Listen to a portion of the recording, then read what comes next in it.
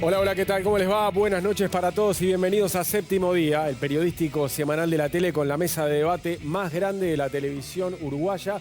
Hoy para hablar en una mesa de periodistas y senadores sobre asuntos políticos de la semana. Continuó la discusión por el caso Cardama y lo importante fue que apareció el expresidente de la República, Luis Lacalle Pou, que opinó sobre el tema, cuestionó al gobierno y provocó que el propio presidente Yamandu Orsi le respondiera en una rueda de prensa. Y además el que reapareció fue el ex canciller de la República, Francisco Bustillo, que por primera vez en una entrevista dio su visión sobre aquella entrega del pasaporte uruguayo al narcotraficante Sebastián Marcet, pero además opinó sobre el rol que tuvo la ex vicecanciller Carolina H. en este asunto. Una Carolina H. que, recordemos, grabó una conversación con el que era su jefe, Francisco Bustillo, y luego esto fue utilizado en la justicia. De eso hablaremos esta noche también y de otra cuestión que le interesa a muchos y que es el salario de los jerarcas de la administración pública, porque esto se desprende del caso Álvaro Danza, ¿no? Del que hablamos también acá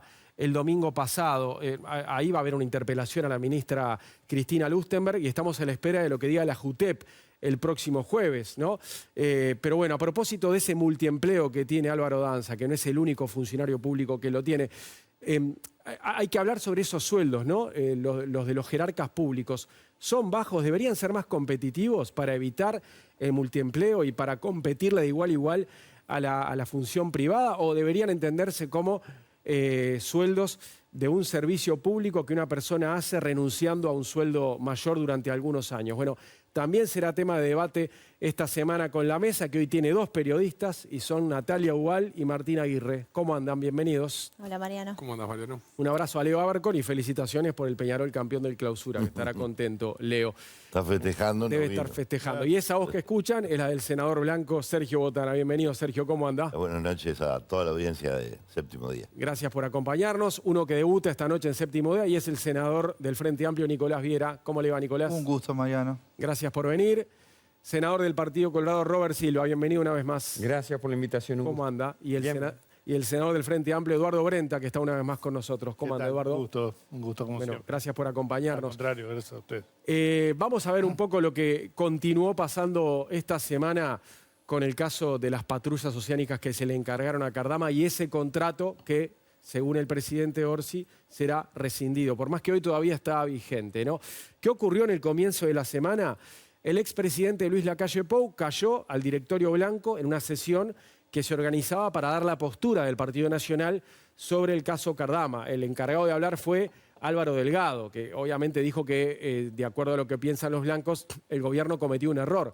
Pero Lacalle Pou, que fue a brindarle el apoyo público a los exministros Javier García y Armando Castañebat, se quedó y respondió preguntas de los periodistas. Y en esa rueda de prensa dijo, entre otras cosas, que Yamandu Orsi fue arrastrado para decidir esto y señaló también Lacalle Pou que el gobierno se está pasando de rosca con esa cuestión de pensar de que acá hay un fraude o una estafa contra el Estado por esa garantía que cuando el gobierno la fue a ejecutar no existía, ¿no? Como dijimos el domingo pasado y como discutimos, ¿no? Era de una empresa que no tenía actividad, una empresa de papel, como señaló el prosecretario Jorge Díaz. Veamos un poco cómo se dio el debate durante la semana a partir de esa presencia de Lacalle Pou en el directorio blanco y repercusiones en los siguientes días.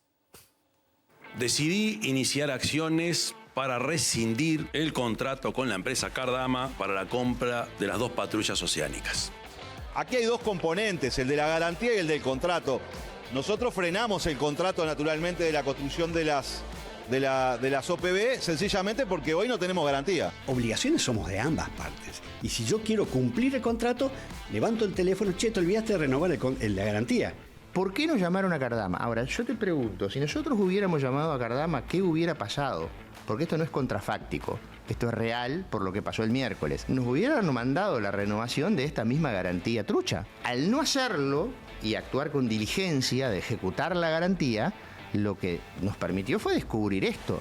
Resolvimos iniciar los contactos, pedirle a la bancada parlamentaria del Partido Nacional iniciar los contactos con el resto de los partidos de la oposición para interpelar a la brevedad a la ministra de Defensa por un capricho irracional y seguramente ideológico y político. El gobierno acaba de anunciar que que rescindiría este contrato. Yo creo que arrastraron al presidente en una operación política. No me cabe la menor duda. Porque resolver este tema de necesidad nacional sin ni siquiera avisar, sin ni siquiera intimar, por una garantía que yo no le resto importancia. Lo de la garantía tiene su importancia, vamos a no restársela, pero había otros mecanismos. El expresidente tiene derecho a pensar lo que quiera. También puedo pensar que a él lo arrastró un amor no correspondido, porque la empresa no se ha portado tan bien con el Estado como ellos sí de repente se portaron. Yo creo que fueron traicionados, que fueron o fueron engañados de manera, yo creo que evidente. Lo que dice la oposición es, ¿y qué pasa si Cardama le golpea en la torre ejecutiva con una garantía válida mañana? ¿Qué pasa? Porque ahí los 30 millones de dólares, digamos, están igual. La pregunta es si se puede avanzar o no. Hay varias cosas que hay que analizar. Nosotros iniciamos este proceso, en principio, con la idea de rescindir. Eso es lo que el presidente marcó. En principio. Bueno, fue lo que dijo el presidente, dijo. Nosotros estamos ejecutando lo que el Poder Ejecutivo decidió. Nuestra voluntad de alguna manera está expresada. Pero obviamente nuestra obligación, más allá de la voluntad, es defender el Estado uruguayo y defender el patrimonio de los uruguayos. Yo entiendo que lo que ha sido puesto sobre la mesa de parte de Presidencia es simplemente una controversia respecto de una parte de un contrato, que es la configuración de una garantía que tenga sustancia o no tenga sustancia. Si esa garantía no tiene sustancia y es sustituida por otro, entiendo que el contrato continúa. Lo que no quiere decir es que hay que entender si esa garantía que no tiene sustancia, por qué ocurrió y de qué manera ocurrió, que son dos cosas, en principio, por cómo lo interpreto yo, separadas. La pregunta es, si tú me presentás una garantía trucha, ¿yo con qué estado de ánimo me siento a conversar contigo? No, pero la pregunta que me siento a conversar es porque hubo gente del gobierno, por ejemplo, Done, que lo planteó como posibilidad. Por eso me interesaba plantearlo a mí. Mira, yo cuando tengo cuestiones del gobierno para plantear, las planteo, o se las planteo al presidente de la República o se las planteo al Consejo de Ministros. O sea, yo tengo una cultura política que me indica que si integro un gobierno, las cuestiones que tengo que plantear las planteo en el Consejo de Ministros o al presidente de la República o al ministro directamente. Enviamos una notificación al señor empresario para decirle que más allá de los hechos de notoriedad que han acontecido por estos lares, retomamos la actividad con todas las potestades que tienen nuestros dos representantes, porque son dos representantes en este caso del Estado uruguayo, pues son de la Armada. Mientras el contrato esté vigente, nosotros retomamos la actividad de inspección.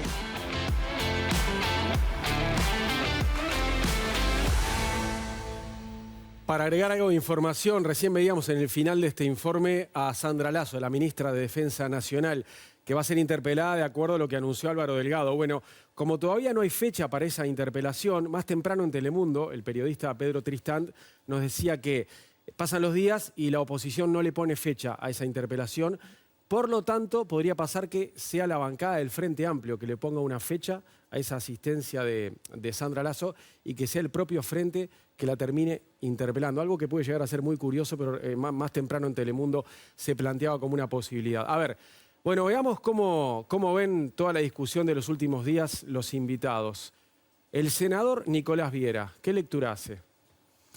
Bueno, yo creo que estamos ante una situación muy compleja e inédita. El Uruguay no ha tenido una situación de estas características. Yo creo que ustedes en la mesa, y Leo particularmente, que han venido investigando desde mucho tiempo, le han echado una luz interesante al contexto que llevó al punto en el que hoy nos encontramos.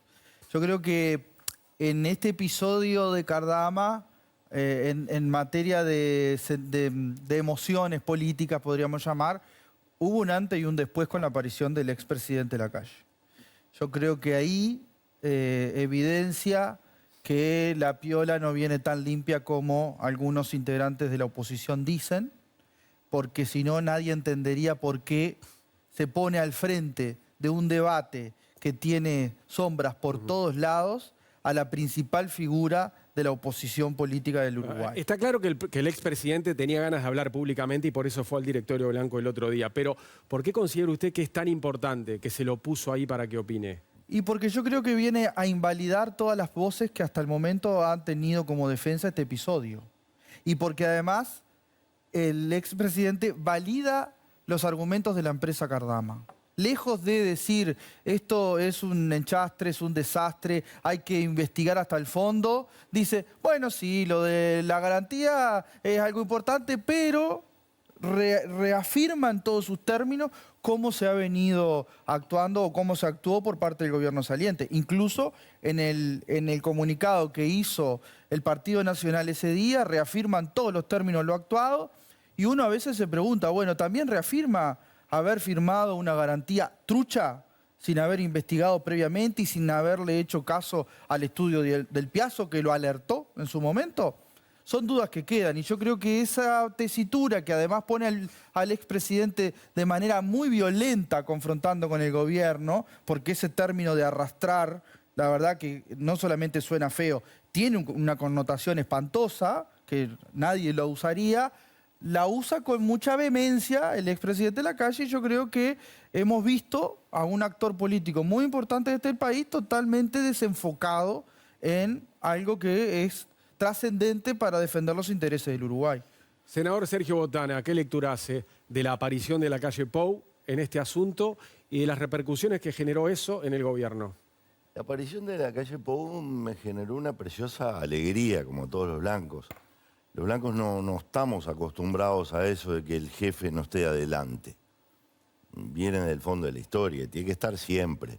Y me encantó, la verdad que esa vuelta de Lacalle al ruedo político me encantó, y más para respaldar un objetivo nacional como el de tener con qué controlar el narcotráfico y con qué cuidar la pesca clandestina. Pero además, lo que sí no debe interpretarse como lo interpretan es esa frase cuando él dice, arrastraron al presidente. Lo dice en el mejor de los sentidos. No lo dice contra Orsi de ninguna manera, porque nadie de nosotros, de los que estamos acá, ni de los que están en el Parlamento, nadie de nosotros es especialista en este tipo de contratos, que por algo es la materia más difícil de la carrera de Derecho.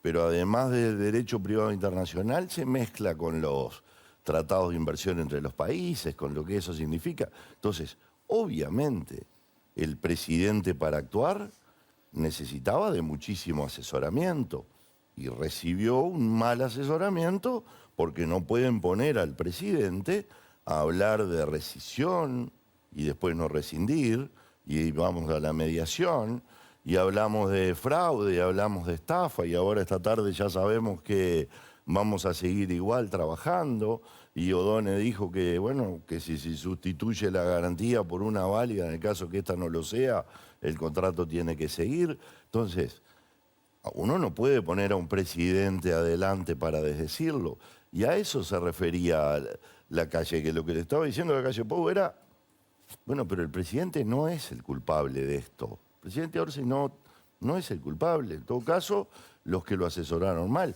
Y voy a decir otra cosa más de la respuesta de Orsi. Tampoco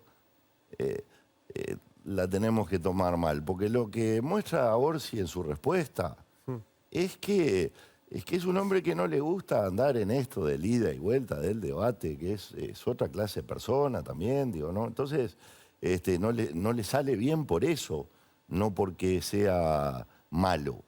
No, acá el drama que tenemos es Uruguay tiene que controlar el espacio marítimo, no podemos dejar que pesquen todos menos nosotros, no podemos dejar que se puedan estar dando la circulación del narcotráfico libremente por ahí. Y bueno, y tenemos que atarlo con algunas cosas, ¿no?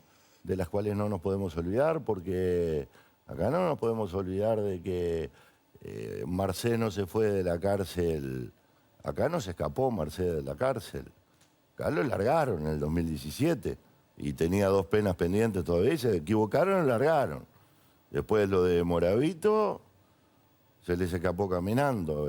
González Valencia lo traían todos los días. No, estoy hablando del tema del narcotráfico. Pero no de Cardama. Bueno, pero mirá, y bueno, hablemos de los escáneres del puerto, la falta de vocación. ¿Por qué están en contra de tener las herramientas que necesitamos para controlar el narcotráfico. Bien, para seguir en tema, a ver, senador Eduardo Brenta, más allá de lo que tiene para decir, a propósito de lo que señalaba recién Sergio Botana y de cosas que se desprenden de palabras de jerarcas, ¿no? Gabriel Odone, Jorge Díaz, también la ministra Sandra Lasso. Uno escuchaba a Yamandu Orsi en la conferencia del anuncio hace 2 semanas y parecía un hecho que el contrato se rescindía. Pero después sentimos a otros jerarcas y bueno, no solo está vigente hoy el contrato, sino que no está tan seguro de que se vaya a rescindir. ¿No se puede interpretar como una marcha atrás del gobierno? No, claramente no, porque si uno, primero, me parece que me voy a referir un poco a lo que decía el senador Botana, que me parece que es bueno aclarar. En realidad, hay desde hace bastante tiempo, creo que desde la campaña electoral, cuando la lista 40, que Botana integra o no integra, no sé, estuvo en su lista, ¿no? Somos socios. Son socios. Presentó una figura, ustedes recordarán, de Tribilín, ¿no? En la campaña electoral, tratando de minimizar la imagen del presidente Orsi. Esa es una estrategia, ¿no? No hay que creer en esto, en la ingenuidad. Se ha venido recalcando en forma permanente que el presidente, bueno, en realidad no es el presidente, es el secretario de la presidencia, no es el presidente, es Jorge Díaz, no es el presidente, es la ministra, en distintas oportunidades. O sea, hay una estrategia política que me parece que es bueno que la discutamos, que es minimizar la imagen del presidente. Y eso parte de un error grande, en mi opinión, que es no conocer al presidente, ¿no? Quien no conoce al presidente cree que el presidente puede ser eventualmente arrastrado, llevado, etcétera, etcétera, a tomar decisiones que no quiere tomar. O sea que el primer gran error, en mi opinión, es en las afirmaciones de la calle, pero que no son nuevas. Si uno mira, hay una continuidad de intervenciones de distintas personas del Partido Nacional, dirigentes, etcétera, en esta línea. Lo más ridículo, absurdo, fue lo de Tribilín, ¿no? Pero eso continúa de una manera, de otra, se induce, bueno, pobre el presidente Orsi, que lo arrastraron a esto y a lo otro. Yo creo que quien dice eso no tiene ni idea de que es Orsi, pero bueno, lo cierto es que el presidente lo que anuncia es, primero que hay una garantía trucha, falsa, ¿no? Que hoy el periodista Lucas Silva agrega más elementos todavía, ¿no? Que en realidad se firmó el del 22 de noviembre, 2 días antes del balotaje, se reconoció como la garantía de Cardama como válida, cuando en realidad no estaba apostillada, llegó 2 días después, ¿no? Y sin embargo, a partir de ahí se liberó el primer pago de los 8 millones de euros. Por lo tanto, estamos en un problema serio, ¿no? El Uruguay pagó sin garantía, y la garantía recién apareció días posteriores. El firmante de esto, yo tengo la nota acá, pero está en las redes, lo puede ver cualquiera, fue el director general de Secretaría del Ministerio de Defensa. Por lo cual, la denuncia respecto a la eventual fraude, digo eventual porque uno debe dar paso a la justicia, pero al eventual fraude, que es la sumatoria de toda una serie de hechos que se dan con las advertencias del doctor Del Piazzo y su equipo, ¿no? Que dicen inclusive que este hombre es bastante desprolijo, ¿no? Hay apreciaciones de intercambios entre Del Piazzo y los directores del ministerio, donde dice, bueno, la verdad que este hombre, hasta que el hombre viene con la garantía en la mano, ¿no? La garantía de un banco que no existía. Se baja al aeropuerto y pide permiso para ir al estudio Del Piazzo. Y el Piazzo dice, ¿para qué viene el estudio? Que mande los papeles. O sea, esto parece una historia más de novela, no quiero decir cómica, porque es tragicómica sería. Ahora, cuando se anuncia que a partir de la comprobación de este hecho, que está en manos de la justicia, esto habilita, porque él dice iniciar los pasos hacia la caída del contrato. Bueno, no hay contrato sin garantía de mantenimiento de la oferta y el contrato prevé instancias de conciliación. Por lo cual, en las instancias de conciliación, la persona deberá reconstituir esa situación y eventualmente presentar esa garantía. Y yo quisiera decir también que nadie ha puesto mucho el ojo en la otra garantía, ¿no? Hay una garantía de 8 millones de euros, ¿no? Presentada por un banco que se llama Redbridge o algo por el estilo, que es la garantía adicional, digamos. Que son dos cosas diferentes en términos jurídicos, es verdad, ¿no? La constitución de la garantía es previa a la firma del contrato. Acá se firmó con una garantía, no se controló siquiera quién era, y ahora resulta que cuando se denuncia es porque arrastraron al presidente, parece una cosa, yo qué sé. Robert Silva, ¿su lectura cuál es? ¿Hay una especie de marcha atrás del gobierno? Yo creo que acá hubo una improvisación en un tema muy importante. Esa es mi lectura. Primera cosa, yo creo que hay que salir de esas falsas oposiciones, los que quieren investigar y los que no quieren investigar. Los que quieren salvar los recursos del Estado y del pueblo uruguayo y los que no quieren.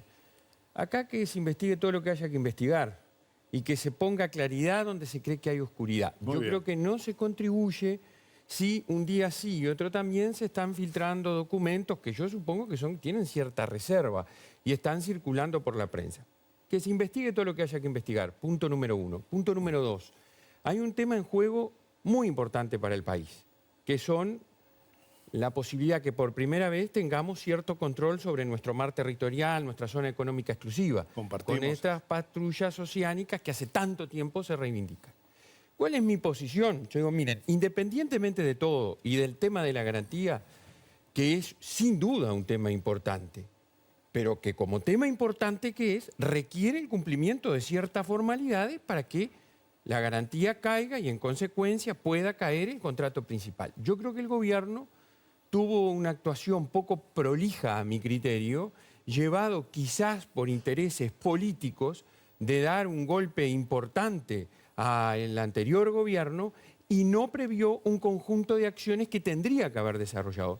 Yo, gobernante, en un tema tan trascendente como el que acabo de decir, el de las patrullas, hubiese actuado de otra manera, en mucho más, de una manera sigilosa, responsable, en donde hubiese llevado adelante todos los mecanismos jurídicos. Y esto no se trata de llamar y hacer un asado a ver qué pasa. No. Eso no. Esto se trata de hacer las intimaciones que establece el derecho nacional, que cualquier estudiante de primero de facultad la sabe que hay que llevarlas adelante, intimar, hacer caer el mora, ver qué pasaba y luego eventualmente ir contra la rescisión del contrato.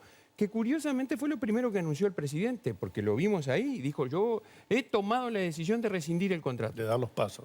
No, dijo de rescindir, recién se dijo.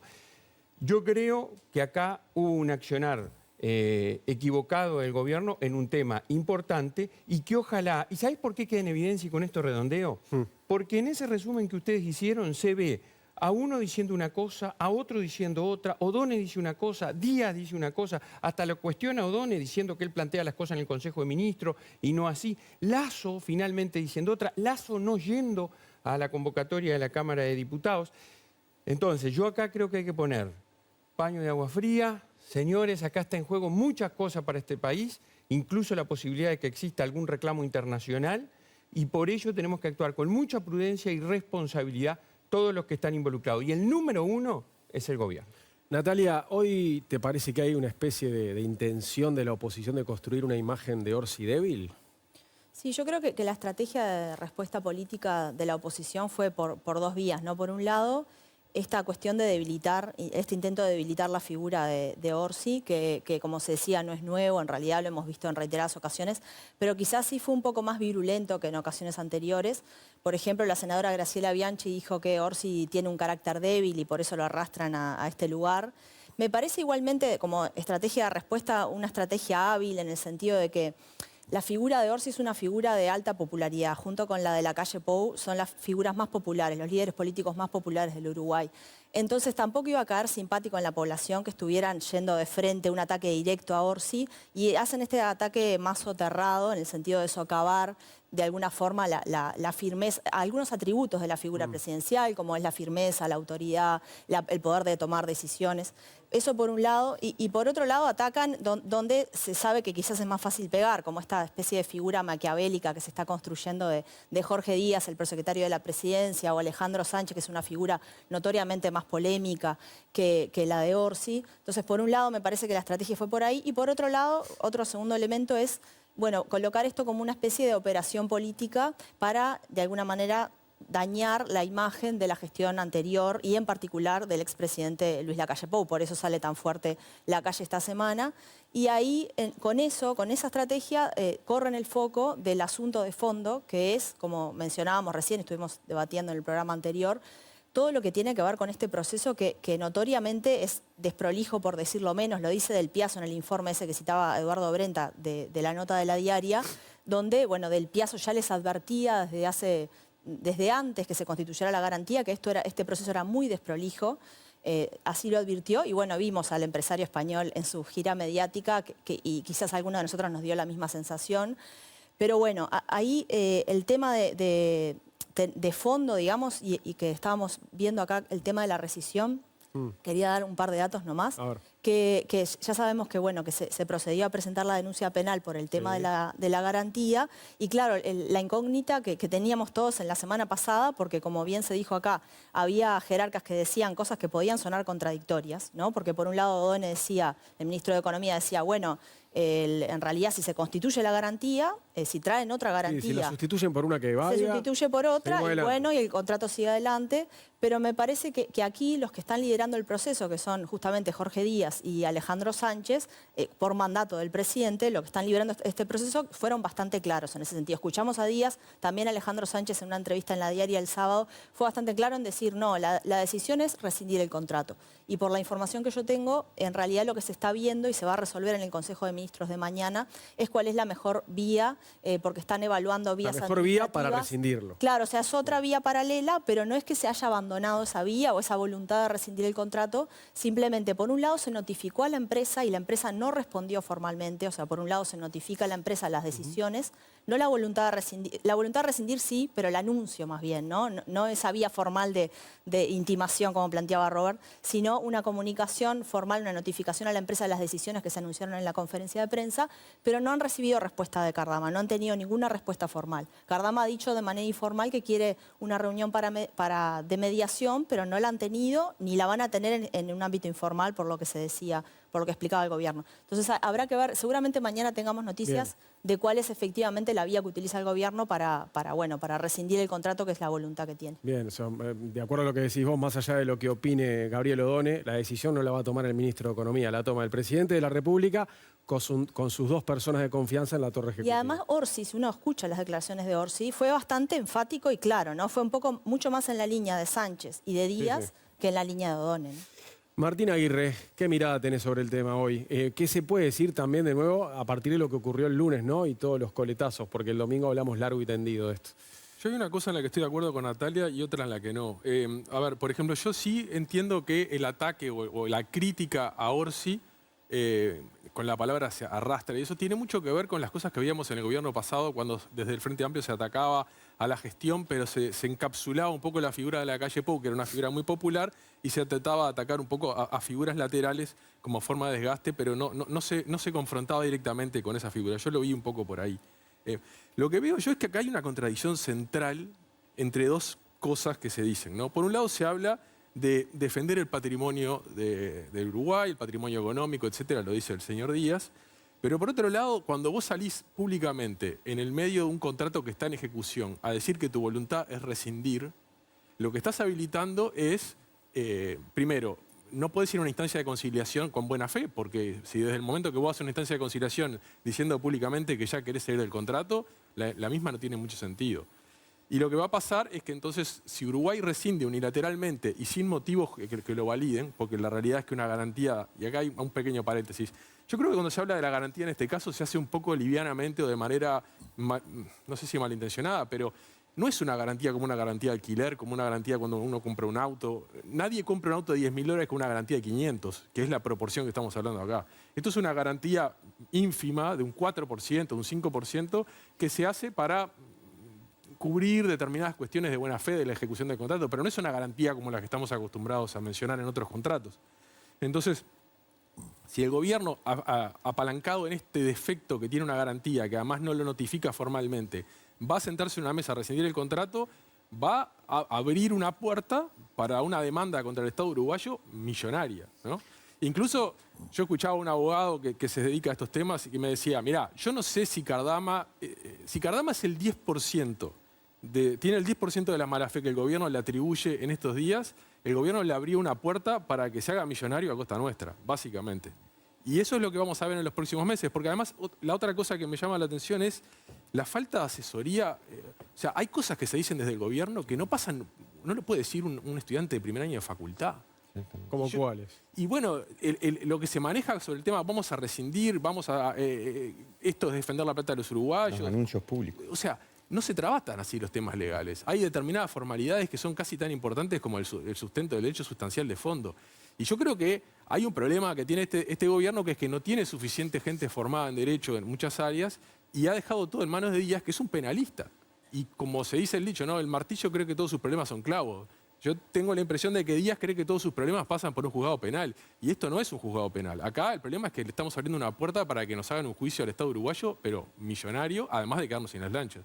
Nicolás Viera estaba pidiendo la palabra. Sí, dos cosas.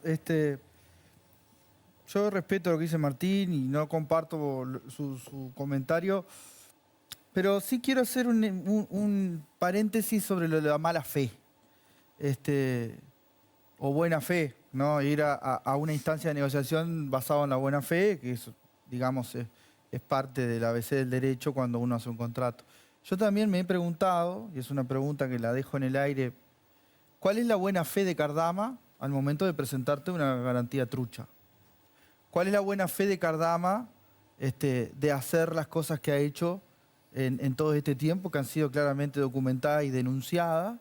Por ejemplo, cada vez que va a pasar algo trascendente, él se entera de alguna manera, el señor Cardama, y acciona. Cuando llegó a verse el astillero, 2 días antes se enteró y registró la obra de los buques. Cuando se enteró de la conferencia de prensa del presidente, unas horas antes, mandó la renovación del aval de la garantía, que es la misma, Eurocommerce, en las mismas condiciones de truchabilidad, digamos, ¿no? Entonces, yo me cuestiono cuál es la buena fe de Cardama. Yo creo que no la tiene. Perdón, no tiene buena senador, fe. Lo que pasa es que hay un tema ahí que es, si usted, o sea, Cardama puede decir que a él en la garantía lo perjudicaron a él. En todo caso, el Estado uruguayo va a tener que demostrar... Sí, de hecho, Cardama en una entrevista lo dijo con Desayunos Informales. Porque de alguna manera el perjudicado es él. Ahora, el problema es que el Estado uruguayo tiene que probar esa mala fe. Mientras que en el caso de él, simplemente con mostrar los videos de los jerarcas del gobierno uruguayo diciendo que quieren rescindir, ya está probado de que no quieren ir a conciliar. Está bien, yo creo que está recontra probado que Cardama tiene mala fe. Eso es lo que yo entiendo, digamos. Igual la estrategia es probar que no ¿Está tiene haciendo el garantía. banco o no? La estrategia es probar que no tiene garantía, digamos, ¿no? Y eso es bastante fácil de probar. Que no tiene una garantía fiable. Por ahí va a ir el gobierno, no tanto por otros motivos. Y después está la otra discusión, hacer caer todo por la garantía, ¿no? Que el gobierno está dispuesto a hacerlo, ¿no? Digamos. Lo otro que quería decir, que tú lo mencionaste, Mariano, al principio, me parece importante, es que ¿por qué la oposición anunció hace más de una semana que va a interpelar a la ministra Lasso y no la interpela? Y no fija interpelación. No ponen fecha todavía. Ahí va. No pone fecha, no pone Porque cámara, había una instancia en no diputados pone que no miembro fue. interpelante. Es raro. A ver, Botana, ¿sabe por qué? No, yo lo que sé es que a mí nadie me invitó para desarrollar ninguna estrategia contra Orsi, capaz que porque conoce mi relacionamiento y mi amistad con él de toda la vida, pero en mi partido, nadie me invitó para hacer eso. Y la verdad que no le vería la inteligencia, porque si hay alguien que no va a ser nuestro adversario en la elección que viene, me llaman Orsi. Que se cuiden todo el resto. Puede si ser van a haber Alejandro Sánchez, estrategia, por ejemplo. Pero Orsi no, si no va a ser el Olivera, candidato. Acá hay algunas cosas que tienen que quedar claras. El gobierno anterior, y esto es bueno que quede claro, tuvo un informe de Del Piazzo que le dijo, falta esto, esto, esto, esto y esto, y por eso, incluso durante todo el ministerio de Javier García, no se llegó a firmar. Se firmó más adelante, después que se consideraron superadas todas las exigencias que pedía Del Piazzo. La firmaron antes que llegara la garantía. No. Segundo, estaba el Banco Central del Uruguay también opinando acerca de la empresa. Entonces, el Banco Central también dio su opinión y también... Y también, en este caso no fue una opinión contraria, no. Y después, el Tribunal de Cuentas de la República, que interviene en la legalidad de todos los gastos. Entonces, eso tiene que quedar absolutamente clara, el cumplimiento de la forma, de la legalidad, por parte de la administración anterior. Eso es importante que quede claro. Si después existe algún tipo de falla sobre alguna garantía, que presumiblemente pueda existir por algo el gobierno está diciendo que no encontró la dirección y que se había transformado en otra cosa, etcétera, etcétera. Por algo lo dirá. Esperemos que eso sea verdad, que no aparezca, porque si no sí que sería una vergüenza brutal. Bueno, pero en ese caso hay que recorrer los caminos legales que hay que recorrer, que en este caso implican una mediación que es como de 6 meses por los tratados de inversiones entre España y Uruguay, que hay que, en la primera instancia y después 18 meses más. Pero acá lo importante de todo es que responda el Frente Amplio. Aquí sí el Frente Amplio como Frente Amplio. ¿Por qué cada vez que hay una cuestión vinculada al narcotráfico, a las inspecciones, etcétera, quieren no tener la herramienta que hay que tener para controlar? En este caso las lanchas son imprescindibles, así como otros radares. Pero también tuvimos el caso del radar, del escáner del puerto. ¿Cuánto tiempo lo trancaron? Es más, cuando hubo una observación del Tribunal de Cuentas... Espero que no estés queriendo decir que el Frente Amplio tiene vínculo con el narcotráfico. No, lo que estoy queriendo decir es que casualmente, cada vez que hay una actuación, llámese Marcet, llámese Moravito, llámese a Marcelo González, largaron ustedes o Dubái, con el pasaporte trucho. No. Sí, claro. Acá está la embajadora nombrada.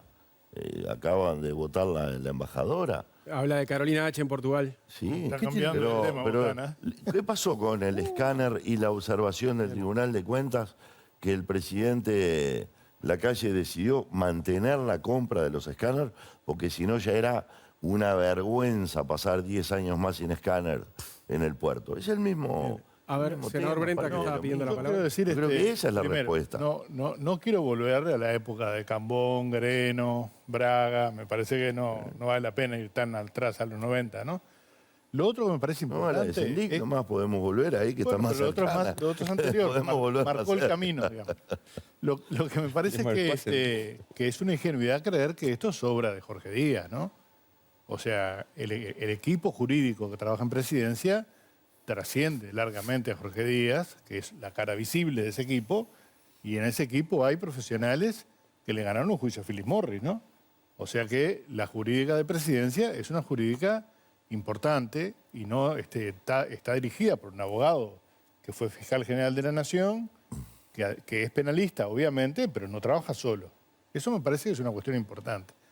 Lo segundo, me parece, es no poner en duda la falsedad de la garantía. El señor Cardama, que ha tenido claramente, en mi opinión, una mala intención manifiesta, digamos, intentó 6 o 7 garantías durante 11 meses y no pudo conseguir ninguna, ¿no? Yo creo que usted, senador Botana, va a pedir una garantía y la consigue a los 5 minutos probablemente, ¿no? Él no pudo en 11 meses conseguir una garantía. Por mi capital, imposible. Con un contrato de 82 millones de euros que garantizaban esa garantía eventualmente, ¿no? Si se concretaba el negocio. Entonces, ¿por qué nadie le daba una garantía? ¿Por qué el socio minoritario, que tiene el 40%, es el presidente de la Asociación de Armadores de Barcos de Vigo, no le firma el balance del 2024 aArdama? O sea, hay muchos. ¿Por qué se llega a un lugar y no es que había cambiado de destino? Había un problema interno entre ellos. Bueno, por eso digo. Está bien. Pero son muchos. Está bien. Pero ojo, vamos a suponer que es confusión. así, Eurocommerce pero vamos a suponer que es pero así, permitime, que Sergio, está mal. Eurocommerce no es que cuando primero fue un embajador de carrera, ¿no? El que fue y golpeó la puerta de Eurocommerce. Y no es que había cambiado. Nunca estuvo. Nunca estuvo. Cuando se firmó esta garantía, 2 días antes que llegara la garantía real, porque esta no estaba ni siquiera apostillada, la que hoy Lucas Silva pone en las redes, con esa garantía se liberaron el pago de los 8 millones de euros. Con una garantía falsa, con todas las advertencias del estudio. Con la misma que se liberaron 2 pagos por parte de este gobierno después. No, después llegó la otra garantía.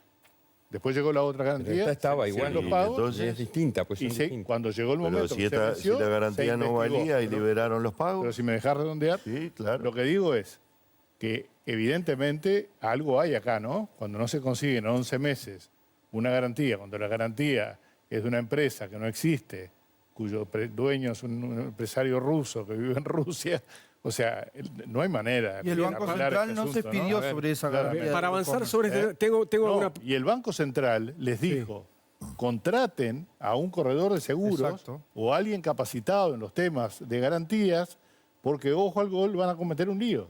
Para redondear este tema... Y no le dieron bolilla. Tengo una pregunta para hacerle a Robert, que también tiene cosas para decir, pero Natalia quería hacer un comentario que está pidiendo la palabra hace rato. A ver. Yo en realidad quería aclarar algo sobre, porque se discutió bastante sobre el tema de la jurisdicción, ¿no? Porque está el Tratado de Protección de Inversiones con España y hubo gente desde el oficialismo que dijo que, bueno, que esto no corría esto porque en realidad iba a tribunales nacionales, o sea, iba por la jurisdicción nacional. Y simplemente aclarar que en el contrato del Estado uruguayo con Cardama establece que cualquier controversia se dirime en tribunales nacionales, pero el Tratado de Protección de Inversiones, el Tratado de Inversiones Uruguay-España, prevé una instancia en caso de que, por ejemplo, en este caso la empresa Cardama,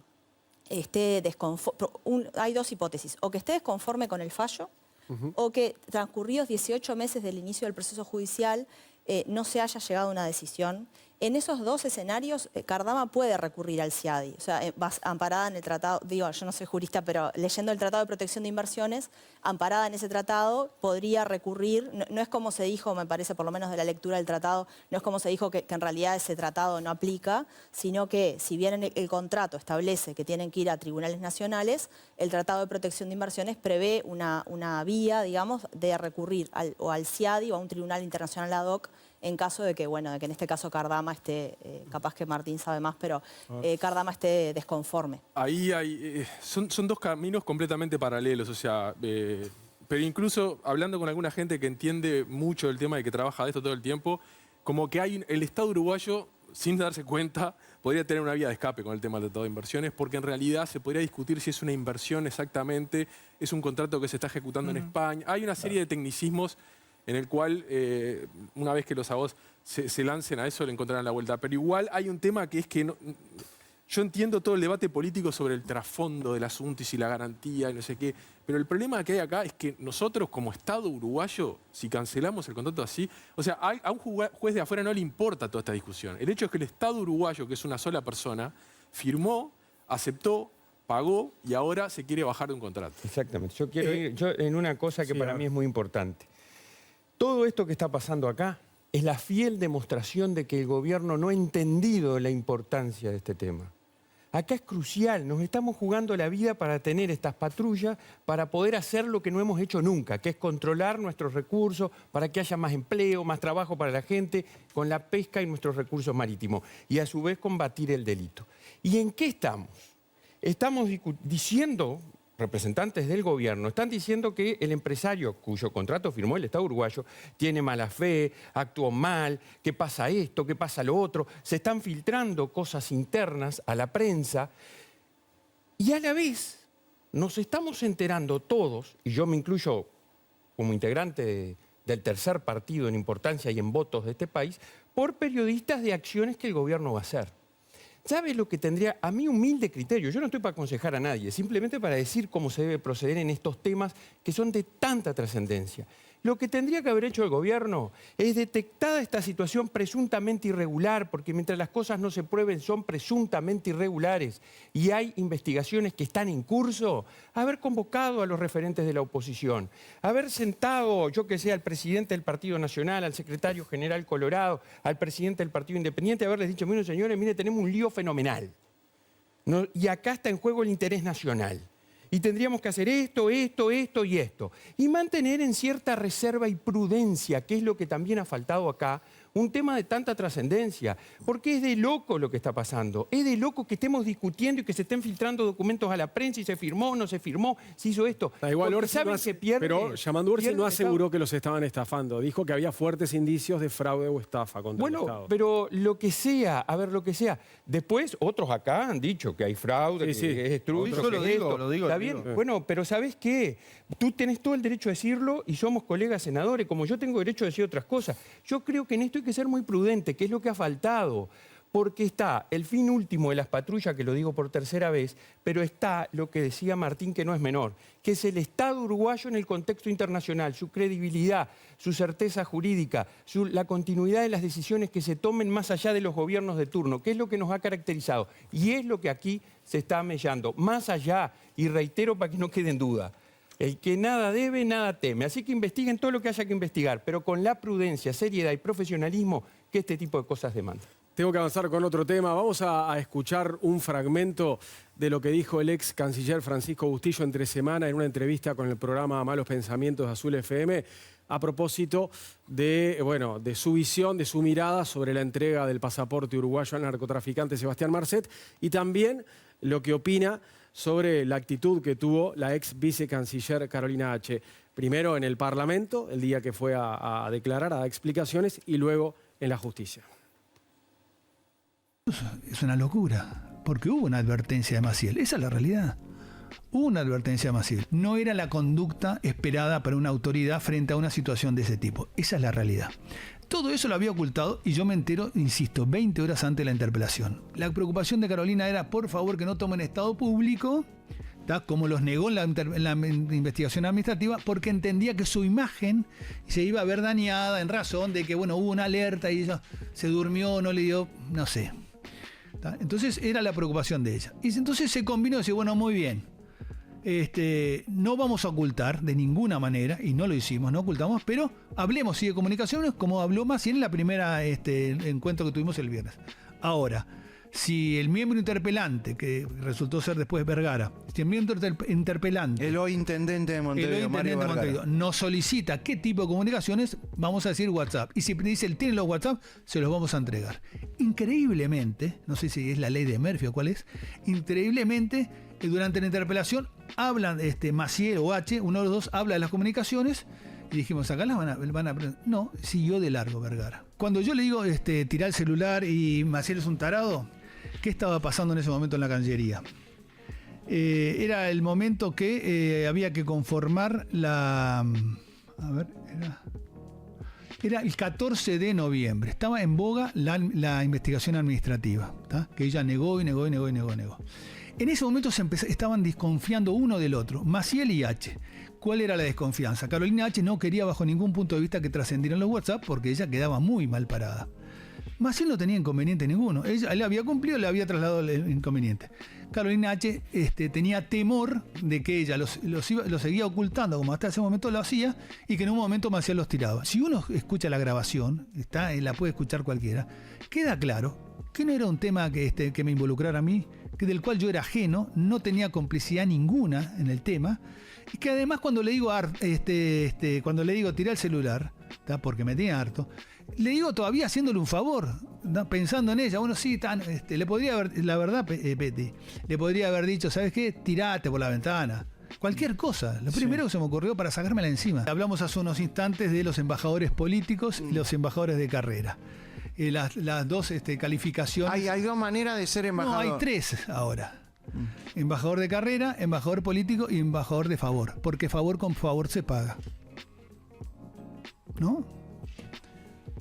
Usted dice que Carolina H es embajadora... favor con favor se paga. En Portugal. ¿Y cuál fue el favor, cree? Y bueno, todo este entramado que armaron, que obviamente el objetivo final es el presidente de la República, porque hizo una gran presidencia y obviamente lo saben, un rival de fuste para en cualquier instancia. Esa es la realidad. En el camino vamos apareciendo en las distintas instancias y somos los daños colaterales, pero la realidad es esa. Esta es la primera entrevista que da el ex canciller Francisco Bustillo desde que abandonó su cargo. Bueno, como veíamos, le cae con todo a la que era vicecanciller en su momento, Carolina H.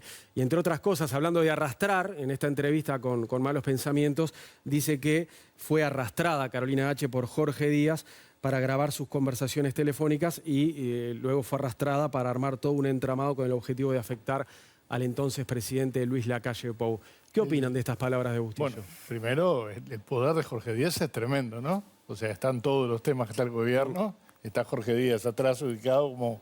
es la figura.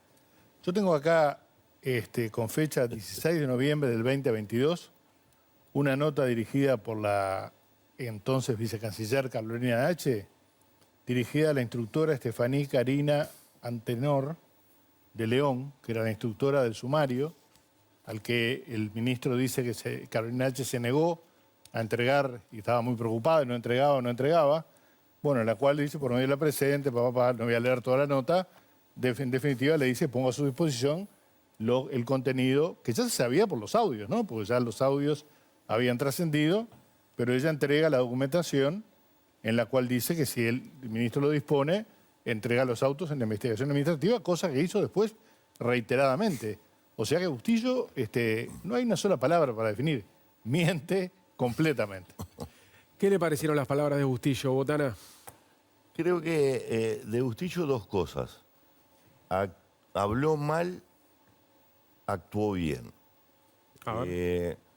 Cuando le dice eso, tirá el celular, por más que fuera en una conversación hiper privada de la cual no nos teníamos por qué enterarnos nadie, pero como lo dijo, después renunció a nada más ni nada menos que a su cargo de canciller. O sea que, desde ese punto de vista, nada que cuestionarle. Pero desde el punto de vista de sus actos en este caso, Bustillo no fue el que se reunió con el abogado de Carolina H. 3 veces, no participó de la gestión de nada. Bustillo no tiene... Bueno, esa conversación en la cual Maciel le advierte a H. de que se trata de un delincuente peligroso, la que no lo quiere incorporar en el documento de investigación y le entregó ese documento al que refiere Eduardo Brenta en presencia de Jorge Díaz a la instructora del sumario, y en ese documento lo que dice es que entiende que no se debe incluir una conversación porque esa conversación es de corte privado. Después dice, en el siguiente párrafo dice que bueno, que en caso de que entiendan de que lo debe poner a disposición, lo pone a disposición. Pero primero se negó a entregarlo. Después, en un momento, recapacitó y entregó el documento para que fuera aportado a lo que estaba ya en el juzgado. Después, no coinciden y terminó eso siendo llevado 3 días después. Esa es la realidad de todo esto. Pero el documento está ahí, que se lea el párrafo anterior y va a ver que claramente la que se niega a la incorporación de ese documento por ser una conversación privada es la propia H. O sea que Bustillo no hace... hizo esa pavada de decirle a una persona en confianza, y seguramente voy a decir, siguiendo la línea de quién, ¿no? Porque son los fiscales los que han dicho, que han asesorado a la gente y lo han hecho públicamente, han dicho, no entregue el celular.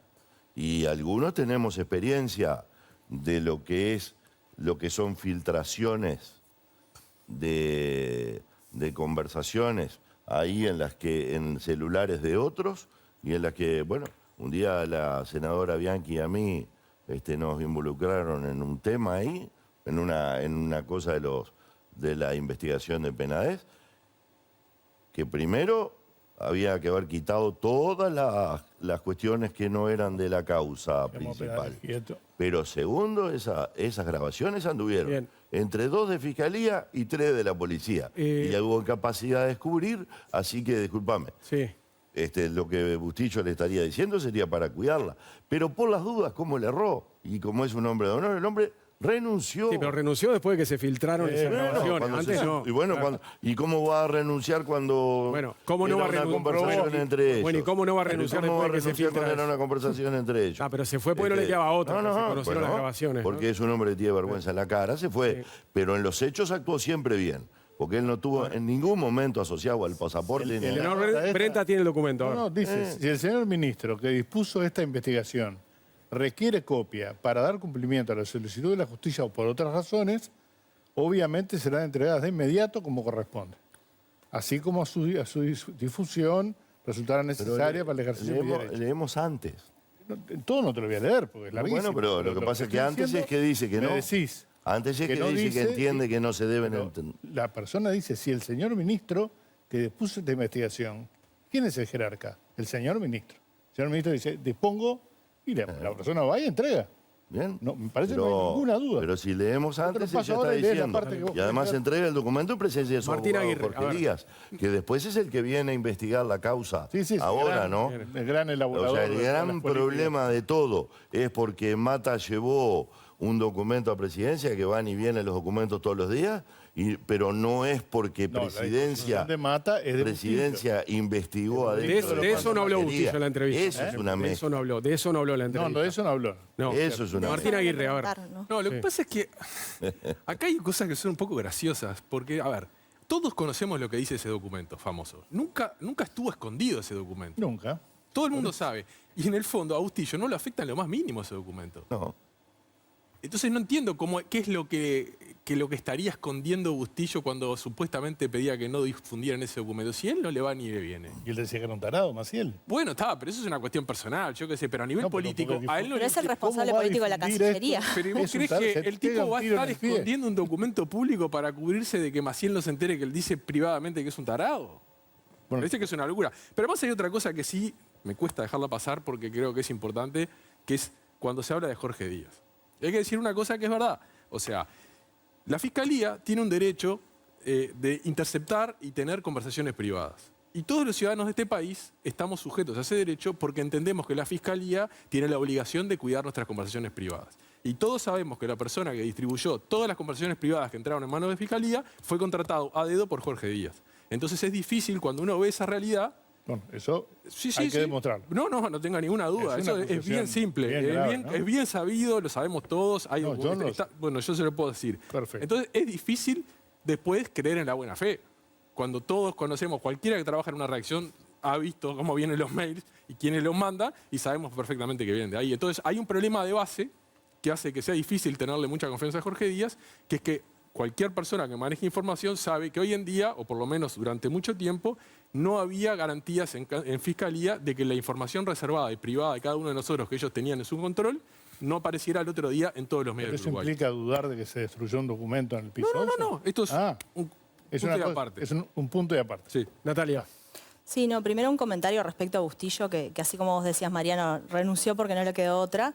También, evidentemente, lo afectaba esta situación, si bien, obviamente, como él señala, no era involucrado directamente, era el responsable político de la Cancillería y de un gobierno que estaba diciendo y que fue a decir al Parlamento, mediante todos sus representantes, que en realidad ellos no tenían ni idea de quién era Marcet. Entonces, y eso se probó que era falso y que era mentira. Algunos sabían hacía mucho tiempo, como Maciel y H, y otros, según la versión de Bustillo, la que dio en esta entrevista, se enteró 20 horas antes. Digamos, pero ahí no se hace mucho énfasis en la entrevista respecto a cómo se mintió en el Parlamento. De hecho, Bustillo dice, suelto de cuerpo, que en realidad no mintió, cuando es evidente que mintieron y que ocultaron información. Eso por un lado. Por otro lado, si hubiera habido un periodista, capaz que le hubiera preguntado respecto a la investigación administrativa, en la que Mata, que se mencionó acá Mata, que es asesor de la dirección jurídica, le acusa a Bustillo de alguna forma, entre comillas, de haber sido quien dio la orden de llevar ese documento protocolizado, que a la postre se destruye, a presidencia, ¿no? Y lo hizo, él dice que lo hizo a pedido de Bustillo, dice él en la investigación administrativa, me dijo que lo llevara.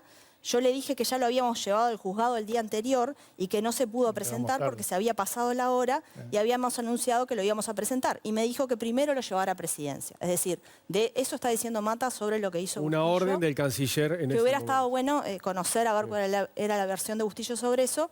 Igualmente yo quería como matizar un poco en el sentido que, por un lado, periodísticamente siempre es interesante escucharla. No habíamos escuchado la voz de Bustillo. No. Y él dice varias cosas atendibles, ¿no? Claro. O sea, digamos, en su versión, porque como no sabemos qué fue lo que efectivamente pasó, tenemos algunos indicios, algunos hechos los conocemos y después tenemos versiones. Realmente no sabemos la responsabilidad, el grado de responsabilidad que le cupo, por ejemplo, a H en este episodio. Y él dice, por ejemplo, que durante un año H le ocultó el vínculo con Balbi, le ocultó la reunión con Balbi. Después también dice que ella, en la división de tareas de la Cancillería, era la encargada o tenía a su cargo de alguna forma la Dirección de Asuntos Consulares, responsable de la expedición de los pasaportes. Y de los envíos de la valija diplomática. De los envíos, además, él alega que en 3 fechas claves, que son cuando se transmite que Marcet era un narcotraficante, cuando se autoriza a iniciar el trámite del pasaporte y cuando se recibe el pasaporte y se intenta incorporar en la valija diplomática, que finalmente llega tarde, en esas 3 fechas claves él estaba de viaje y la ministra interina era H. Digo esto porque son temas que pone él sobre la mesa. Después se borraron 10 correos que le llegaron a H y se eliminaron comprobantes. También acusa de eso, que no lo mencionamos acá, que le llegaron a H. Y después, vinculados a este tema, ¿no? Y después llega un correo, dice él, del abogado de Marcet en Bolivia, que en lugar de estar dirigido a la Cancillería en general, está dirigido directamente a la subsecretaría. Él pone de manifiesta, digamos, todos estos elementos que bueno, no lo habíamos escuchado hasta ahora, después de todo lo que pasó. Y nada, me parecía interesante mencionarlos también. Robert Silva, ¿le aportó algo nuevo esto que dijo públicamente Bustillo por primera vez? Yo creo que acá hay claramente 2 posiciones. Sale el ex canciller con un conjunto de cosas y está muy interesante lo que tú planteas, porque ahí él plantea un conjunto de cosas que ponen un manto de preocupación sobre todo lo que pasó, que fue una cosa no agradable, hay que decirlo, que estuvo el desenlace que tuvo, político para el gobierno y después personal y profesional para algunas personas involucradas. Y aquí hay 2 posiciones, una la del canciller y otra la de la vicecanciller. Y en definitiva lo que hay que hacer es ver a través de los procedimientos que se lleven adelante cómo termina esto. Pero aquí yo quiero ir a una cosa más de fondo, ¿sabés qué es? Que me lo dicen muchas veces la gente. Yo ahora estuve en Jun el otro día y me decían algunos de los que conversé, se genera como un manto de descreimiento de la actividad política porque uno dice una cosa, otro dice otra y obviamente hay 2 bandos. Y luego, ¿cómo termina esto? Para la gente común, ¿Cómo termina esto para la gente común? Con la designación de Carolina H. como embajadora en Portugal. Por parte de un gobierno frente amplista. Por parte de un gobierno que la criticó a mansalva y que hubo comunicados públicos de desgüello, ¿no? Prácticamente, porque que había cometido delito, que no estaba a la altura de las circunstancias, que le había mentido al Parlamento. Ahora surgen estos otros elementos. Entonces, una de las cosas que se dijo en el Parlamento cuando votamos negativamente su venia, los partidos de oposición, fue esperen que esto pase porque está en un proceso de investigación y pueden surgir nuevos elementos que habrá que investigar. Y fíjense si pasa lo que pueda pasar o no, porque uno no sabe. Y tenemos de embajadora a una persona y tenemos investigado un canciller y tenemos investigado un jefe de jurídica. Esas son las cosas que yo creo que le hacen mal a la política y que se debe actuar de otra manera. Porque también, y con esto redondeo, hay cosas que no están bien. Que en el marco de un proceso de investigación administrativa públicamente se estén leyendo las actas de lo que la gente declara en la investigación administrativa, no está bien. No está bien que se filtren documentos de esa naturaleza porque hay un principio general de todo proceso de investigación disciplinario que es la reserva y la confidencialidad de las acciones que se llevan adelante. Y eso genera mantos de sospecha, enjuician indebidamente a personas que podrán tener razón en ese enjuiciamiento o no, como ya ha pasado otras veces. Entonces yo también en este caso pido, por favor, profesionalismo, prudencia, actuemos como se debe actuar en un tema importante que es la credibilidad de las instituciones públicas y también de las mujeres y de los hombres que estamos en la cosa política, que representamos a tanta gente que nos pone acá con su voto. Nicolás Viera, ¿le aportó algo interesante esto que dijo entre semana el ex ministro Bustillo? Demasiado larga la entrevista para ser buena. Yo creo que es el ejemplo más claro del tango cuesta abajo, ¿viste? La vergüenza de haber sido y el dolor de ya no ser. Lo de Bustillo es lamentable. La verdad que tendría que llamarse un poco a silencio. Bueno, hizo un silencio bastante prolongado. Bueno, ¿no? pero podría continuarlo. Creo que le beneficiaría. Porque si Bustillo dice que llueve, yo salgo a mirar. Todas las cosas que dice... Y eso que fue un embajador de confianza de Vázquez y de Mujica, en Madrid y en Buenos Aires. Totalmente. Y H estuvo en la Cancillería, pues la puso Talvi, ¿no? El asunto está acá, Mariano, en que nos olvidamos del episodio central de analizar, porque analizamos los dichos, que está bien, tiene todo el derecho a descargarse desde su dolor, porque evidentemente toda la forma de cómo lo hizo fue de dolor, está en su derecho. Ahora, la destrucción del documento es la centralidad. Y la forma en cómo se dio el pasé a saludar de la calle en el piso 11 fue parte de todo este embrollo. La llegada de algunas personas que formaron parte de esa reunión por el garage de Torre Ejecutiva para que no controlaran en la puerta, todos esos vericuetos que terminaron con el otorgamiento del pasaporte de Marcet y por lo tanto con su libertad, que fue una responsabilidad del Estado, un pasaporte que además no lo otorgó Bustillo, porque lo otorga el Ministerio del Interior, pero hace todo a ese vínculo, Ministerio del Interior, Bustillo, Maciel. Entonces, esto tuvo una instancia en el Parlamento. Y los reyes de la transparencia, que dicen brindar toda la información, pero resulta que no brindaron toda la información porque nadie se lo pidió. Vamos. A ver, ¿a qué estaban jugando? Entonces yo lo que creo que lo mejor que puede pasar en este episodio es que la justicia siga trabajando. Y ahí veremos qué va a pasar. Yo simplemente una cosa, porque que no quede manto de duda, yo no participé en nada de estos temas, pero integré el gobierno anterior. El pasaporte se entregó conforme a derecho y de acuerdo a la normativa de aplicación, que se había aprobado en un gobierno del Frente Amplio. Vamos a decir las cosas como son. No exento de que pueda haber habido errores y cosas a mejorar y que se investigue como decís vos. La Fiscalía investigó y dijo que no había delito. La Fiscalía investigó y dijo que no había delito. O sea, también porque si no queda como la sensación de que entregamos un pasaporte trucho, como se usa ese término, para liberar a un narcotraficante. Bueno, eso no fue así. Se entregó como se tenía que entregar, cumplimiento de la normativa. Ahora, como lo dije anterior, miren, investiguen todo lo que haya que investigar, pero mantengan la reserva de las actuaciones, porque hay muchas responsabilidades en juego y hay mujeres y hombres involucrados que además tienen sus familias y tienen su vida profesional que han desarrollado. Le podrían haber dado el pasaporte por única vez para venir a Uruguay y Y podrían no haberlo largado en el 2017, cuando la Fiscalía perdió documentación y lo terminó liberando. ¿Y qué problema tiene el gobierno? Pero con digo, eso? ¿Es un problema de la justicia en todo caso? Que no, largó a pero Marcet en 2017? son cosas que yo te digo, que yo no voy a venir a decir acá que la fiscal que cometió eso después terminó militando con el partido que hoy gobierna. Yo esas cosas no las voy a decir. Pero vamos a hablar de Arviña. Bueno, pero si vamos a ver los fiscales importantes, podemos hablar de Fossati, de Rubía y de una tonelada de gente. Porque en base a ese error cometido ahí se liberó a este narcotraficante acá. Importante, hay que decirlo. Porque lo importante es la sustancia, no es el garaje. La sustancia es Marcet. Y el documento. Marcet. La sustancia es romper un documento público. No, la sustancia es Marcet. Porque si acá no tuviéramos un lío de Marcet, no estábamos en el lío. Y Marcet, como bien dice Robert Silva, recibió un pasaporte por un decreto de Mujica del año 2013. Que tenía dos variables y decidieron dársela para siempre. Que está perfectamente aprobado el decreto de Mujica también, porque si el tipo es uruguayo, sea premio Nobel o esté en una cárcel, hay que documentarlo. Pero está bien eso. Y eso se hizo debidamente. Ahora, acá el tema es, bueno, a Marcet, ¿salió de la cárcel por el pasaporte? No salió, pues salió un mes y pico después, 2 meses después. Ahora, Marcet sí, lo que es claro es que a Marcet en 2017 lo liberan de una cárcel.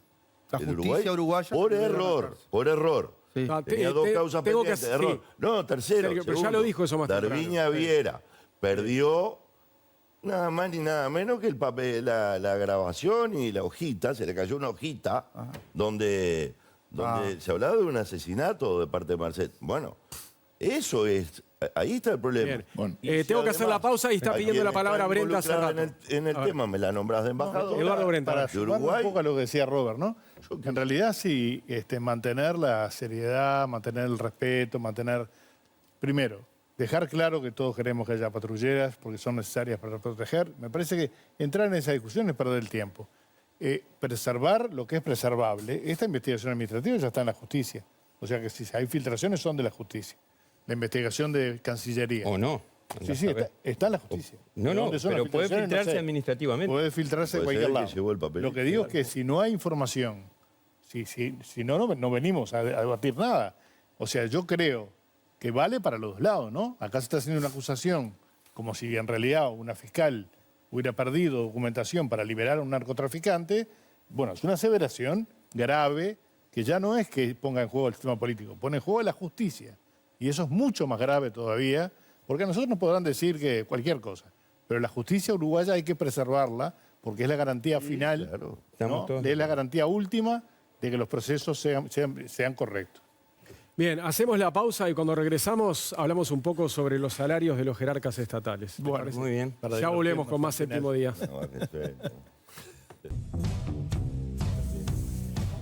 Seguimos con Séptimo Día. ¿Los salarios de los jerarcas de la administración pública son competitivos? ¿Hoy son bajos en Uruguay? ¿Se pueden equiparar en algunos rubros a lo privado? Bueno, de esto trataremos de hablar en el último bloque de Séptimo Día, en base a lo que ha ocurrido con el presidente de ACE, ¿no? Con Álvaro Danza. Hay que recordar que tenemos el próximo jueves un pronunciamiento de la Junta de Transparencia y Ética Pública que se va a expedir, ¿no? Y va a dar su punto de vista sobre la pertinencia de que Álvaro Danza sea presidente de ACE y al mismo tiempo se desempeñe como médico en 3 mutualistas y además que sea profesor grado 5 en la Universidad de la República. Todo eso ha generado mucho debate y, por ejemplo, va a ser interpelada la ministra de Salud, Cristina Lustenberg, que lo ha defendido, ha dicho que es un full time. Lo cierto es que desde la oposición están pidiendo hace semanas que sea destituido al frente de los servicios de salud del Estado. A ver, ¿cómo son los salarios de los jerarcas públicos en Uruguay? Eduardo Brenta. Bueno, yo creo que podemos discutir esto de 2 maneras, ¿no? Sí. Una, que espero que no lo hagamos de una manera demagógica, diría yo, ¿no? Que es decir, bueno, en realidad acá todos tenemos que hacer un gran esfuerzo. Le abro un paréntesis, disculpe, para que la gente tenga este parámetro, porque podríamos publicar muchos sueldos de jerarcas, pero hablemos del de Danza. Son 204.000 pesos nominales y 130.000 pesos en la mano, en el bolsillo. Eso para el número 1 de ACE. ¿Está bien o debería ganar más? Bueno, por eso te decía, yo digo, ¿una persona con 204.000 pesos en Uruguay puede vivir? Obviamente que sí. ¿No? Sí, son 130 palos en la mano igual, no son 204. No, son 200 nominales. 204 nominales, por eso sí. Bueno, yo digo, si miramos, si quien está mirando detrás del televisor gana 25.000 pesos, obvio. ¿no? Obviamente va a decir que es un recontrasueldo el de Danza, ¿no? La verdad es que lo que hay que comparar, en mi opinión, porque el Estado tiene un tema que tiene que captar los mejores recursos humanos posibles. Por lo tanto, tiene que competir con el sector privado. Si miramos este caso, pero miremos otros, miremos los salarios de los gerentes, de los organismos públicos, que en general, yo no me animo a decir duplican, pero andan ahí en relación a los cargos de integrantes de los directorios. Entonces, ¿qué es lo que sucede en la práctica? Más allá de que los salarios son razonables, sucede que o nos quedamos con personas que no ganan eso en la actividad privada porque no tienen la formación, los conocimientos o los vínculos, ¿no? Para llegar a ese salario, o colocamos, como ha sucedido creo que en todos los gobiernos, a gerentes de organismos, de entes autónomos y demás, que pasan a ser directores del ente autónomo, pero mantienen cobrando su cargo de gerente. Acá tuvimos un ejemplo en el gobierno de Mujica, que se transparentó una situación que era criticada duramente, que era que los ministros que eran electos senadores, como los ministros ganaban creo con 40% menos que los senadores, se igualó. Eso después generó lo equipararon otra porque situación. era increíble que un ministro ganara mucho menos que un diputado. Entonces, ¿qué hacían los ministros? Optaban por cobrarle el salario de senador. Claro. Y eso era duramente criticado, ¿no? Por lo cual, en ese periodo se equiparó un salario con otro. Entonces, yo creo que lo que tenemos que discutir es qué queremos para el Estado. Si queremos los mejores recursos humanos o los que podamos pagar, pero con la franqueza de no chicanear, ¿no? Porque si en realidad uno compara esto con un trabajador, que acabo de ver un choque en una esquina, con un trabajador de un delivery, ¿no? La verdad es que un salario como el que tú mencionabas recién es el 7, 8 veces más que lo que gana alguien rompiéndose la cabeza en una esquina contra un auto, ¿no? Sí. Sabes que te escucho y atrás veo el título estupendo, Danza de Salarios Públicos. Mirá qué lindo juego para... Esa es de Nico Batalla toda. No es de Nico, es de Elisa Liber, bien. Bueno, a ver, Sergio Botana, ¿debería competir, primero, lo público, ¿no? La administración pública, ¿debe competir con lo privado o no? ¿O considerarse que de repente es un servicio público y uno tiene que hacer el sacrificio por unos años por la responsabilidad y por el reconocimiento también, ¿no? Sí, son carreras del honor también, ¿no? Y de verdad que son... El análisis de Eduardo Brenta es perfecto, porque es ese el verdadero... El análisis lo comparto desde que empieza hasta que termina. Claro.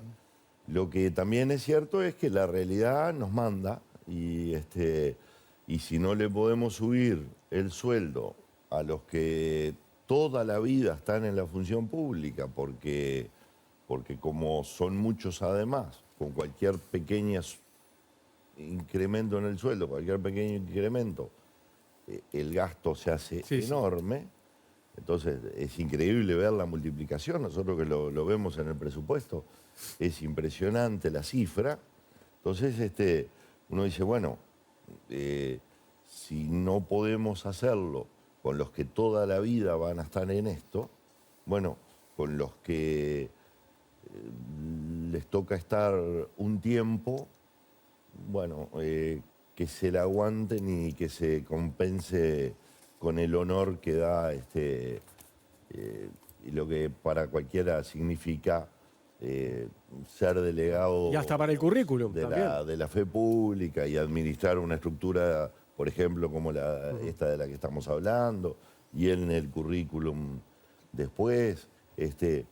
Así que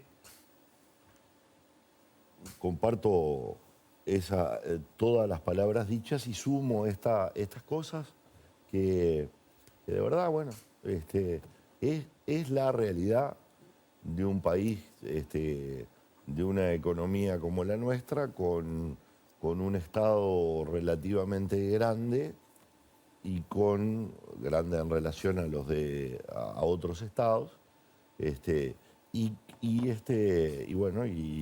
y con imposibilidad de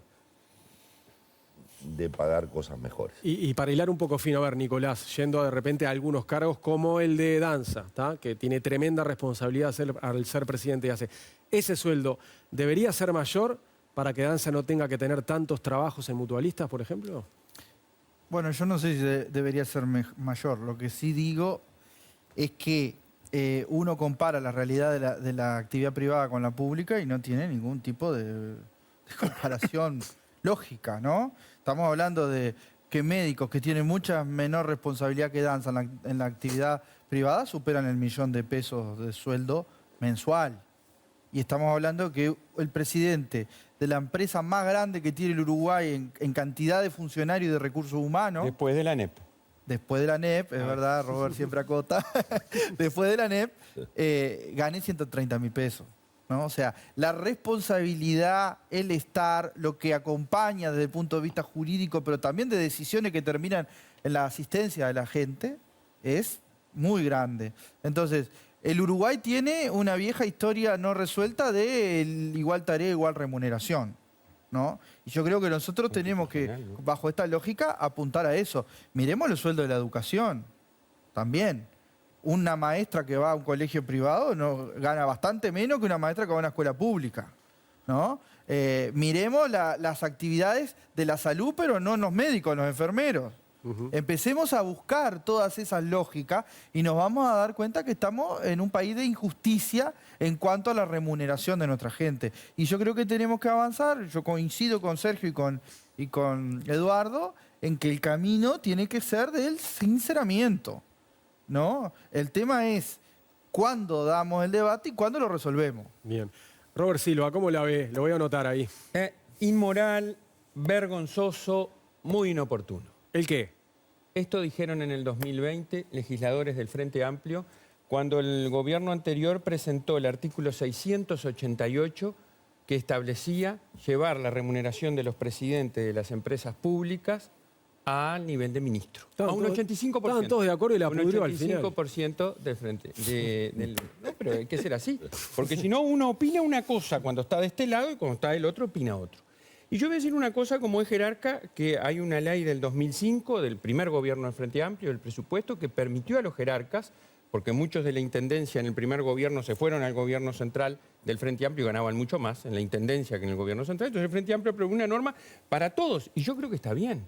Que si vos sos un funcionario de carrera en la administración y te vas a un cargo político por un determinado tiempo, reserves este cargo y optes por tu remuneración más alta. Yo lo hice y yo creo que está bien hacerlo. Ahora, dicho esto, también hay que saber que si nosotros no actuamos con sinceridad, más allá de quien gobierne el tiempo que le toque gobernar, hay que mejorar los salarios públicos. Pero también voy a decir una cosa. Cuando uno asume una responsabilidad, uno sabe lo que va a ganar. Y en este caso lo que nos motiva esta discusión es el señor Danza, que es presidente de ACE. Él sabía que iba a ganar 130, pero él de antemano pidió un informe porque quería quedarse con esos otros kioscos que tiene, para ganar más legítimamente. Pero uno sabe que además tiene que cumplir la normativa. Y en este caso hay un artículo 200 de la Constitución que es claro. Pero yo no quiero irme a ese tema. Sí quiero decir, nosotros estamos discutiendo esta situación por lo que se ha generado con Danza, y ahí ahora, lo que antes decían que estaba mal, ahora dicen, no, pero ganan muy poco. Sí, sabemos que ganan poco. Los jerarcas públicos, si uno quiere apostar al profesionalismo y a que estén los mejores, tienen que ganar más. Pero para eso tenemos que ponernos todos de acuerdo, actuar sinceramente, cambiar el marco normativo y parar con una cosa que yo el otro día denuncié en el Senado. Basta de ponerle grasa al Estado, basta de inflar, basta de crear personas públicas no estatales, basta de poner como se pone ahora para una agencia que se quiere crear en el Ministerio de Salud Pública, $1 millón de entrada para gerente y gerente general. Porque eso es una engaña pichanga. Nos estamos haciendo trampa al solitario mientras hacemos que haya más puestos y más gasto, como decía Botana, que es enorme lo que vemos en el presupuesto. No estamos en condiciones de atender debidamente a quienes tienen enormes responsabilidades de la conducción pública de empresas o de organismos. Últimos minutos del programa. Ahora Eduardo quiere responder algo. Porque No, yo lo que quiero decir es que yo me alegra mucho, fracasé, ¿no? Con lo de la demagogia, perdí claramente, no se puede discutir esto de otra manera, porque al 2 minutos no, pero pará, eso yo lo que digo es que el gobierno que integró Robert Silva rebajó los salarios más bajos de los trabajadores privados y hizo un ajuste fiscal durante 5 años sobre la base de los salarios de los trabajadores privados y de los jubilados. Y el ajuste fiscal, que está demostrado por esa curva. Lo que el señor Brenta se olvida es que vivimos en una pandemia en todo el mundo y hubo una terrible baja de los salarios. 3 acuerdos de los sindicatos. 3 años más. Terminamos el gobierno con una recuperación salarial. No está haciendo Perdón, se acaba el programa y no hablaron los periodistas, no hablaron todavía en este último bloque. Que hablen. Últimos minutos para Martín Aguirre y Natalia Ubal. ¿Quién quiere arrancar y quién termina? Decidí vos. Dale, Martín. Hoy cierra Natalia, entonces, dale, Martín. A ver, yo vamos a salir de la demagogia, como dicen. Yo estoy más de acuerdo con Brenta que con Botana en esto. Yo creo que el Estado, a ver, porque no es solamente el rol del honor, no sé qué. Vos cuando trabajas en el Estado dejás tu vida en un freezer y después dentro de 5 años tenés que salir a buscártela de vuelta. Y en un mercado tan chico como este es muy difícil. Pero además tenés otra cuestión que en el sector privado en el mundo se paga, que es el desgaste de tu imagen pública, porque vos estás todo el día dando la cara por situaciones que ni siquiera a veces son tu responsabilidad directa. Entonces yo creo que el problema no es que el Estado pague poco, el problema es que el Estado paga mal y está muy... falta realmente la famosa madre de todas las reformas, que es una reforma que aclare esto, ¿no? Me acuerdo, antes de que fueran las elecciones municipales, el intendente saliente de Montevideo sacó en búsqueda una denuncia donde decía que había un asesor del ex intendente Acose, que él tenía que pagar el sueldo todavía, que cobraba el doble exactamente de lo que va a cobrar, de lo que cobra el señor Danza hoy, por ser asesor personal del intendente. Entonces, el problema no es que se pague poco, el problema es que hay unas desproporcionalidades. Totalmente. Y hay unas cuestiones donde hay cargos. Y ahí es donde yo creo que hay un tema hasta ideológico, que es, a veces nosotros creemos que el Estado es el árbitro ideal de lo que debe ganar cada persona en una sociedad, pero cuando miramos el salario del Estado, los que deberían ganar más, los tipos que se sacrifican más, que muchas veces son los policías, los maestros, los enfermeros, comparativamente ganan mucho menos que personas que tienen una responsabilidad mucho menor, pero están mucho más cerca de la persona que firma los cheques. Del poder. ¿Es así? La reflexión que cierra hoy es la reflexión de Natalia. La dama, la única dama. Botana me pide que lo apoye, pero no, voy a apoyar a Martín. No, justamente yo quería ir por el lado de lo que decía Martín, porque hay situaciones muy distintas, ¿no? Porque por un lado tenemos esta situación de que yo coincido con varios de la mesa de que hay que ser pragmáticos. Está bien lo del compromiso, está bien lo del servicio público. Por suerte hay gente comprometida, por suerte hay gente vocacional, tiene vocación por su profesión, vocación por el servicio, pero también hay que partir de la base de que mucha gente no tiene eso y que trabaja por un salario y es perfectamente válido. Y hay que ser pragmáticos en el Estado para decir, bueno, si yo no puedo captar a los mejores, quizás tengo que tener una estrategia salarial para captar a los mejores y no me parece mal. Ahora, también hay situaciones en el Estado que tenemos gente que no está capacitada, que está cobrando salarios, que si se le suma, que no hablamos acá, pero las compensaciones que a veces las compensaciones llegan al 75% del sueldo base Sí, tal y cual. llegan a 130, 150 mil pesos, una persona que ni está capacitada, que no sabemos por qué tiene esa compensación, porque son totalmente arbitrarias las compensaciones y poco transparentes, es decir, simplemente porque un jerarca de turno se le ocurrió que